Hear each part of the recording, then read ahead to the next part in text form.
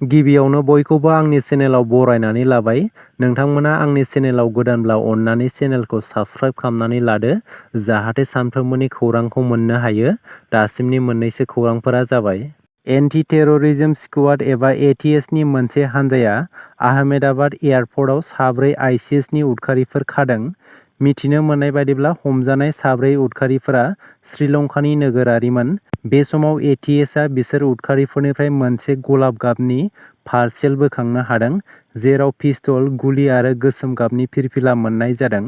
हमजानाय उदखारिफोरखौ सोंनाय फिन्नाय खालामगासिनो दं। गुजरातनि डिजिपिआ खौरां मेलाव बुंदोंमोन दि आहमेदाबादनिफ्राय हमजानाय इस्लामिक स्टेटनि साब्रै उदखारिफोरा सुबुंफोरखौ नोजोर होनानै इहुदि, खृष्टान, बिजेपि आरो आरएसएसखौ मोनसे आयदा फोरोंनो लुबैदोंमोन। एटिएसआ बुंदोंदि बे दायनिगिरिफोरनि नायबिजिरनायाव मिथिनो मोनोदि बिसोरनि थांखिया बैसोर सुबुंफोरखौ मोनसे आयदा फोरोंनाय जायफोर मुस्लिम हारिनि हेंथायै अनागारि खालामदोंमोन। सनितपुर जिल्ला सारिदुवार थानानि सिङाव थानाय 4 नं बुगिजुलि गामिनि 70 बोसोर बैसोनि प्रसाद बर्मन मुंनि सासे सुबुङा गोबाव समनिफ्रायनो गान्जा फाननानै गंसे दखान होबाय थादोंमोन। ओनसोलनि माखासे सुबुंफोरा संदाननानै 168 ग्राम गान्जाजों लोगोसे प्रसाद बर्मनखौ हमनो हायो। लोगोसे गान्जा फानग्राखौ सनितपुर ओनसोलनि सुबुंफोरा पुलिसनि आखायाव गथायनाय जायो।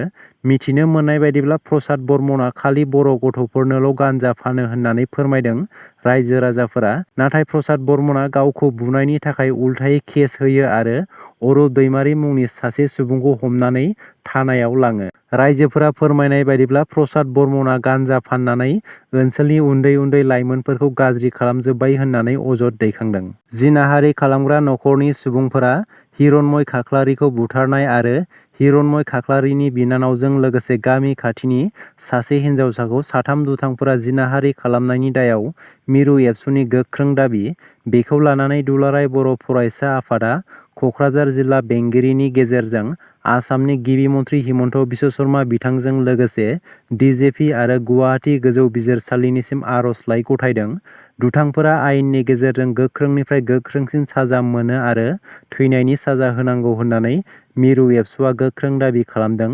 दुथांफोरा हानजायारि जिनाहारि खालामनायजों लोगोसे सासे सुबुंनि जिउ खहा खालामनाया आयेननि नोजोराव गनायथावै। बेनिखायनो हिरण्मय खाख्लारिनि नखरनो 20 लाख रां कम्पेनसेसन होनांगौनि थाखाय दाबि दैखांदों। लोगोसे जिनाहारि खालामजानाय हिन्जावसाफोरनि थाखाय साफायाव 5 लाख रां होनांगौनि थाखाय दाबि दैखांदों। लोगोसे बे केसखौ नायनानै फास्ट ट्रेक कर्टआव हरनांगौनि थाखाय दाबि दैखांदों, जाहाथे बे केसखौ थाबैनो नायबिजिरनानै आरो थाबैनो फोजोबनानै जास्टिस होनो हायो। बेनि थाखाय कक्राझार जिल्ला बेंगिरिनि गेजेरजों आसामनि गिबि मन्थ्रि हिमन्त बिश्व शर्मा आरो आसामनि डिजिपिनिसिम मिरु एबसुआ आर'जलाइ हरदों। एपिएससि कम्बाइन्ड कम्पिटिटिभ मेन्स आनजाद होग्राफोरनि थाखाय मिथिनो गोनां खौरां। फैगौ 26, 27 आरो 28 जुलाइ 2024 आव आनजादखौ खुंनो थाखाय एपिएससिआ फोसावबाय। फिन आरोबाव सनिया मोसाहारि मुंनि सासे बर' सिख्लाखौ हिरकज्यति बर' मुंनि सासे सेंग्राया फानहरनायनि अजद। हिरकज्यति बर' मुंनि सासे सेंग्राया सनिया मोसाहारि मुंनि सासे सिख्लाखौ मोजां मोनफ्लानानै स्रोदै गुबुन जायगायाव फानहरदों। बाक्सा जिल्ला बरबरि पुलिस थानानि सिङाव थानाय दिगलदङा गामिनि सनिमा मोसाहारि आरो कार्तिक मोसाहारिनि नैथि फिसाजो सनिया मोसाहारिया थांनाय 8 मे खालारखालि गोमादों। सनिया मोसाहारिनि बिमाया फोरमायनाय बादिब्ला न'निफ्राय मुसलपुराव कम्पिउटार क्लास लानो बिमाया सनियाखौ दोनहैदोंमोन आरो बै साननिफ्रायनो दिनैसिमबो न' फारसे गिदिंबोफिनाखै। सनिया मोसाहारिखौ बिमा बिफानो गामिनि सुबुंफोरा फोरमायनाय बादिब्ला सनिया मोसाहारिखौ हिरकज्यति बर' मुंनि सासे सेंग्राया मोजां मोनोमोन। जेब्ला सनिया मोसाहारिखौ 8 मे खालारखालि बिमाया बाथौफुरिसिम दोनलांखांनायनि उनाव स्रोदै हिरकज्यति बर'आ साइकेलजों बाथौफुरिनिफ्राय सनिया मोसाहारिखौ मुसलपुर फारसे लांनायखौ बिदा दनेश्वर मोसाहारिया लामायाव नुनो मोनदोंमोन।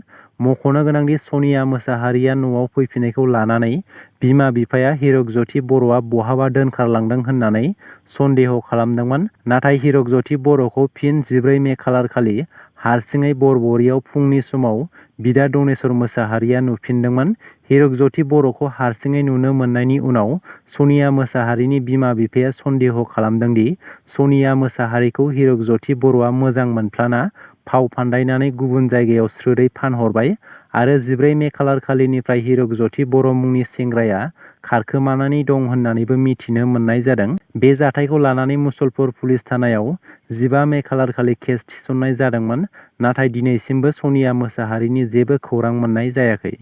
फिन आरोबाव हाग्रानि मोसौ मैथुननि उदखार। उदालगुरि जिल्लानि सिङाव थानाय सनाइ ओनसोलनि 2 नं खोमाबारि गामियाव हाग्रानि मोसौ मैथुननि उदखार, जेराव सासे 65 बोसोर बैसोनि गाब्रु ब्रह्म मुंनि आइजोआ गोब्राब जोखोम जायो। मोसौ मैथुननि सौनायाव गाब्रु ब्रह्मनि उदैयाव गोब्राब जोखोम जायो।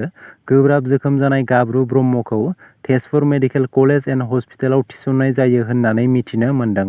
बिहारनि सारन लक सभा बियाबाव बिसायख'थि जानायनि उनाव हिंसायारि थासारि, जेराव सासे सुबुंनि जिउ खहा आरो सानै सुबुङा गोब्राब जोखोम जायो, लोगोसे 48 घन्टा इन्टारनेट बन्द खालामनाय जादों।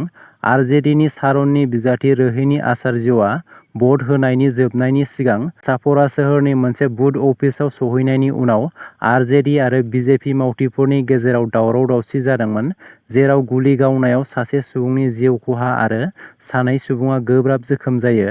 बे जाथायजों सोमोन्दो थानाय सानै सुबुंखौ हमनाय जायो आरो 48 घन्टानि थाखाय इन्टारनेट बन्द खालामनाय जायो। मख'नो गोनांदि थांनाय 20 मे खालि बिहारनि सारन लक सभा बियाबाव बिसायख'थिया जानानै थाङो। दासिमनि मोननैसो गोनां खौरांफोरा बेनोमोन। गोजोन्थों।